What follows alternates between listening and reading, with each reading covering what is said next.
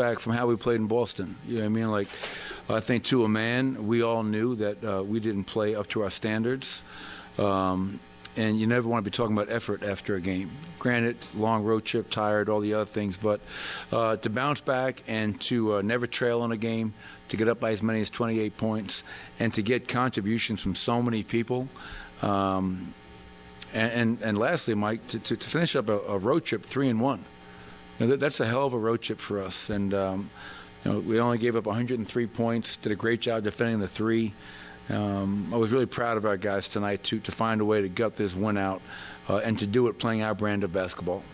You mentioned bounce back. The night Mike had 31, 6 of 9 from three, a good defense on both ends. Yeah. I guess it only is on one end, but no, he was to your point, man. I was proud of Michael. You know, usually I get Michael out early and I bring him back, and you know, he was shooting it so well and had a rhythm going. I just flipped him and Jamal. You know, so 31 points for him. He only had 1 rebound, but he had some defensive possessions where he wasn't even involved on the ball, but his weak side awareness, his low man awareness, his multiple effort within that, I thought was tremendous. So I've said this a lot this season. You know, I can tell that Michael is truly making a concerted effort on the defensive end. He's trying. He's aware of it. And this is the best effort, most consistent effort I've ever seen him give. I'm very, very proud of him for doing so. People might look at the stat sheet and see Nikola Jokic was 4 of 4 from the field, but the way that he got the offense going through his playmaking tonight, what can you say about that? That's what great players do. I mean, like, he can beat you in so many ways. 14 assists in less than 28 minutes is a joke. You know, the guy, only 2 turnovers. This is a 7-to-1 ratio. And that's what really makes him not just a good player, but a great player. He's, yeah, you know, we went to him at times, and he draws so much attention. Our players know how to play off of him and with him, and he makes the right read 99% of the time. So I give him a ton of credit for impacting the game with his playmaking tonight. I felt Bruce off the bench was really good once again. I felt Christian. You know, I saw Christian had a really good energy this morning, a shoot-around, and he went out there and you know, played well for us. And that second unit, I called a quick timeout in the fourth quarter. They went 6-2, was upset, and give that group credit. DeAndre, Jeff, Bruce, Jamal, and I think Christian. And they answered with an 8-0 run, which kind of, okay, this is our game. Let's not lose control of it. But as I mentioned earlier, Katie, I felt tonight was truly a team win. A lot of guys stepped up when they were presented with opportunities to do so, and it was great to see us close it out. Nikola played great tonight, focused more on assists, like you said. But what do you think about the MVP race? I mean, they're already saying that there's a race, even though Nikola doesn't seem to care about it. But what do you think these numbers look if he only has maybe 8 points in the long run and so forth? Yeah, you know, it's funny. I'm with Nikola. I don't, you know, that stuff will take care of itself throughout the season. The most important thing is we're 9-4. We went 3-1 on a road trip.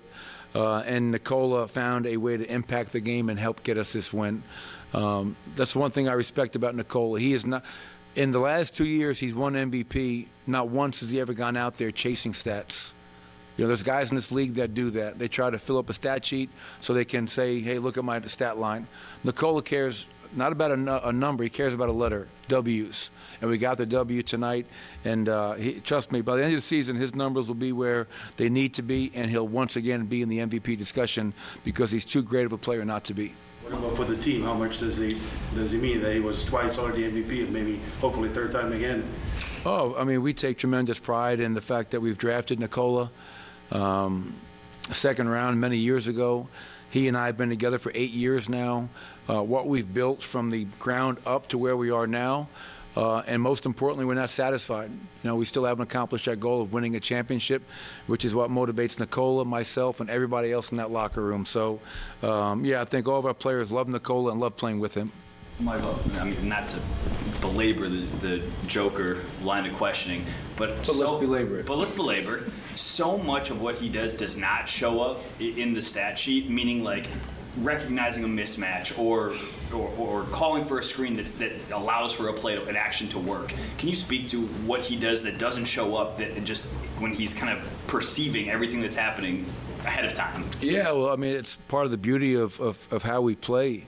we're not calling set plays a lot. The beauty of our offense is that we play, we read, we react, and we play off of each other. And when you have the best quarterback in the business, who's okay when he catches the ball, top of the key, the elbow, the low post, wherever he is, he knows not only what's going on in regards to him and how he's being guarded, but he also knows exactly what's going on everywhere else.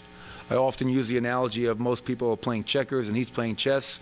That really is on point. He's just 2 or 3 steps ahead of everybody in that regard. And that's what makes him so special. The IQ, the unselfishness, and just, he was in the huddle tonight. I love when I go in a huddle and Nikola is in there talking. And he's pointing to the board and telling guys, hey, when he does this, we got to do this. Because that's invaluable. I mean, it's his team, it's our team.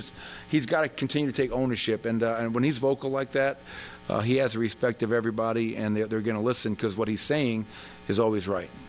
You talked about Mike's night defensively a little bit, but to have the shooting performance that he did in Boston and then to come out and have a performance like this, what does that say about his maturity and his growth? Well, he hit me up, that night was Friday night in Boston.